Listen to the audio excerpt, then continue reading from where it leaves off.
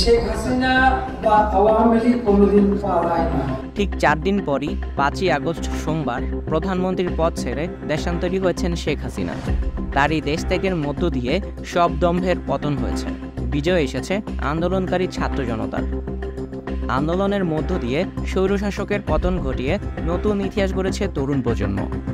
রাজনীতি বিশ্লেষকরা বলেছেন, দেশের ইতিহাসে 69-এর গণ অভ্যুত্থানের পর এমন ছাত্র জনতার স্বতঃস্ফূর্ত অংশগ্রহণে তীব্র আন্দোলন আর হয়নি।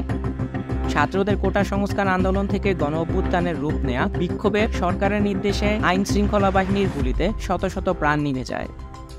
আন্দোলনের শুরু হয়েছিল গত জুন মাসে সরকারি চাকরিতে কোটা সংস্কারের দাবি নিয়ে। এরপর গত 4 আগস্ট রোববার স্বাধীন বাংলাদেশের শতাধিক মানুষের প্রাণ ছড়লেও পরদিন সকালে মার্চ টু ঢাকা কর্মসূচির অংশ হিসেবে লাখো ছাত্র জনতা ঢাকায় আসেন। শুরু হয় অসহযোগের ডাক।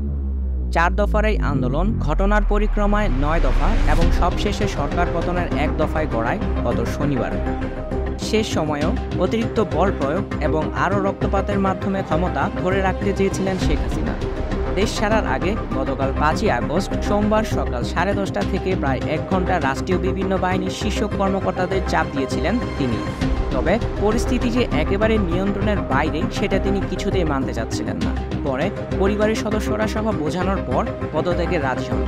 এরপর দ্রুত সময়ে পদত্যাগ করে সামরিক হেলিকপ্টারে করে গোপনে বোন শেখ রেহানাকে সঙ্গে নিয়ে ভারতের ত্রিপুরা রাজ্যের আগরতলা হয়ে দিল্লি পালিয়ে যান শেখ হাসিনা।